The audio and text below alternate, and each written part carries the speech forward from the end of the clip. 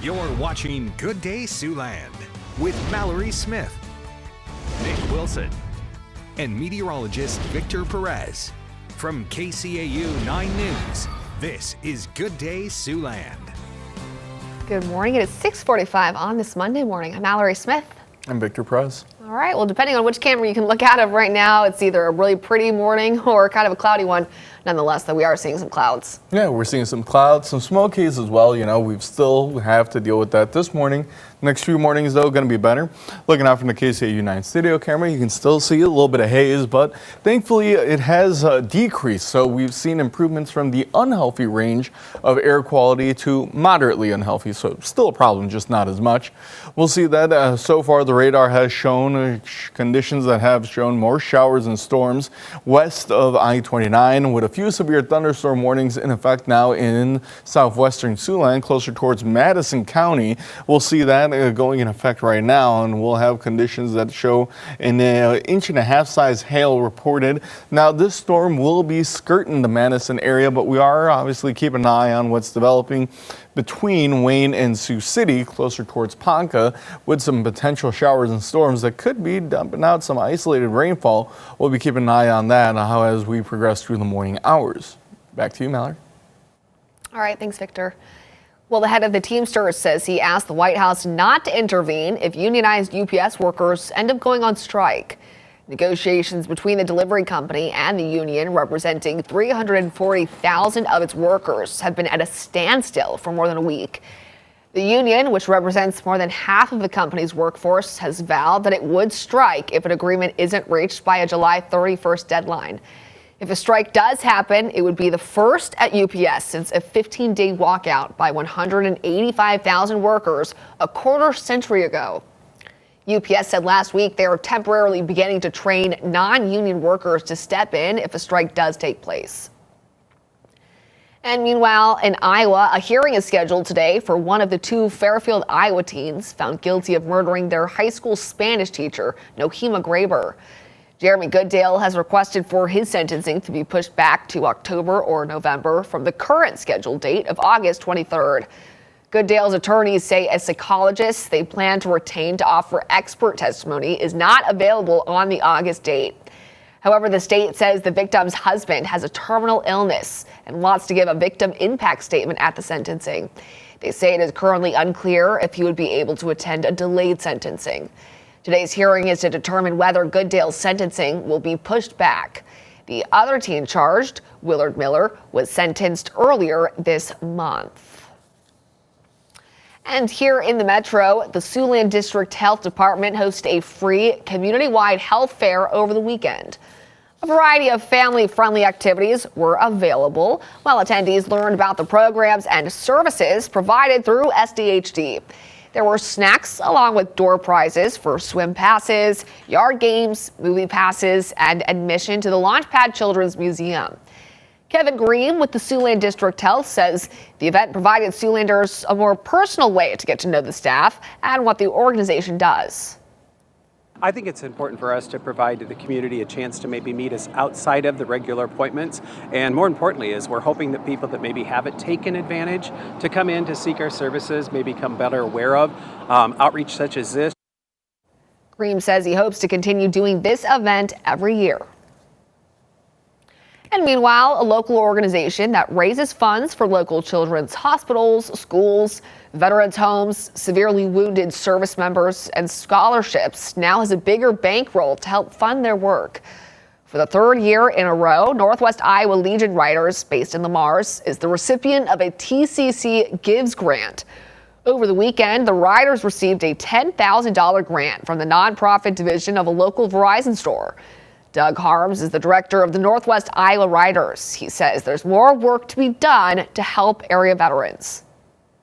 But we have so many veterans out there that are not getting the help that they might need, and it makes us Legion Riders, our Legion Post 241, our community comes together, try to help more veterans. It takes all of us to help our veterans. We would not be here without them. In past years, the Riders have received two of these grants, one for $2,000 and another for $5,000. Coming up this Saturday, they'll be hosting their annual hot dog social fundraiser from 11 a.m. to 2 p.m. That will also take place over in Lamar's. And elsewhere in Siouxland, a rising awareness of missing and murdered Indigenous relatives has helped bring the issue to the public's attention in recent years. And a weekend powwow at Sioux City's Riverside Park aimed to draw even more attention. The Bureau of Indian Affairs estimates there are about 4,500 unsolved missing and murdered Native American cases across America. For the past 2 years, Native American tribes and advocacy groups have put on the Missing Murdered Indigenous Relatives Powwow. This year's event was held at Riverside Park, and it was created to raise awareness about violence against Native Americans.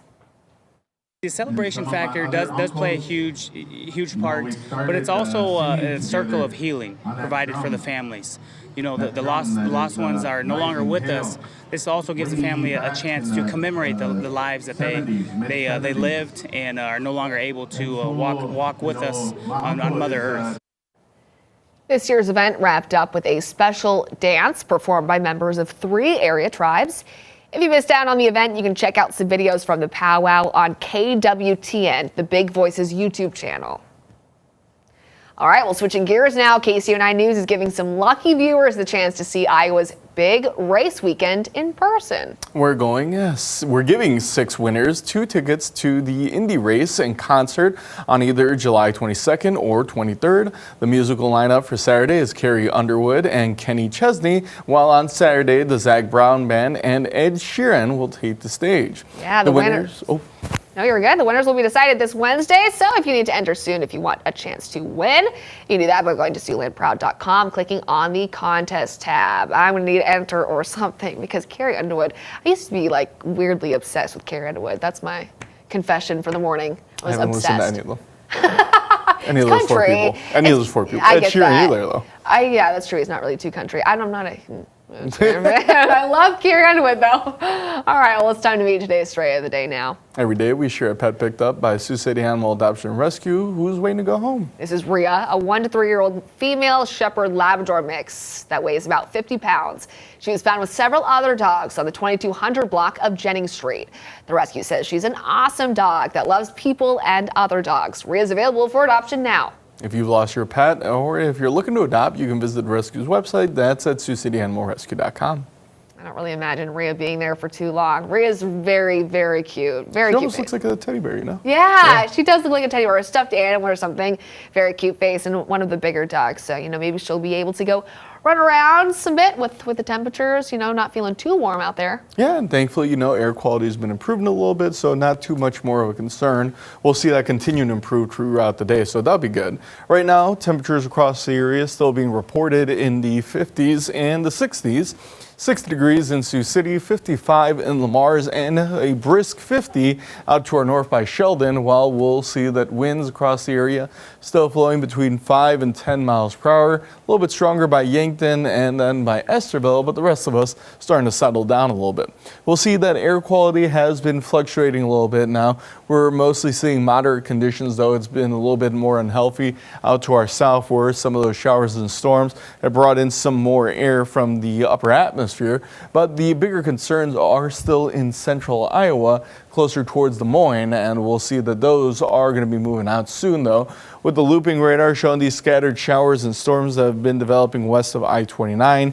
Pretty soon they'll be getting close to it, as we're still keeping an eye on what we've seen developing over by Ponca now at this point. Now, not severe thunderstorm level like what's seen by Madison, but it's still concerning, as we'll see that the stormcast shows cloud coverage persisting through the morning, briefly with conditions that are going to be cleared through the afternoon. We'll see that smoke haze will be clearing as temperatures rise up close to 80 degrees, and then temperatures that are going to be in the 80s through the rest of this week. Got a few more chances for some showers and storms as we see a warmer next week. Yeah, much warmer in the end. All right, thanks, Victor. Well, the Iowa caucus may still be several months out, but the 2024 race for the White House is in full swing. ABC's M. Wynn shares how the candidates' latest fundraising figures give some new insight on where things stand across the board. The 2024 presidential race is fired up, now less than 6 months out from the key Iowa caucuses. Florida Governor Ron DeSantis defending a major shakeup and shift in strategy for his campaign after sources say he fired roughly a dozen staffers with more dismissals expected. The team apparently navigating a cash crunch after hiring too many staffers early on. We raised more money than Donald Trump did into his campaign, who of course was the former president, and yet they try to spin that negatively. In Florida, GOP frontrunner Donald Trump taunting DeSantis for even entering the race. And his establishment handlers are wasting such precious time and resources to divide the party. The former president has yet to commit to the first Republican presidential primary debate in August, something his most vocal challenger, former New Jersey Governor Chris Christie, called cowardice. Come on, Donald, get on the stage and defend your record. You know, if you want to be the nominee, you need to defend your record. This as candidates release their latest fundraising figures. Trump raking in over $15 million, DeSantis with over $20 million, though he relied on big dollar donors. Candidates like Nikki Haley and Tim Scott in the middle of the pack. Christie netting just $1.6 million and Mike Pence at just over $1 million. Each of the GOP hopefuls vying to take on President Biden, who raised close to $20 million in the second quarter. One of his staunchest allies pointing to any third-party candidates as a hindrance after a group formed and is raising money on the idea of a unity ticket.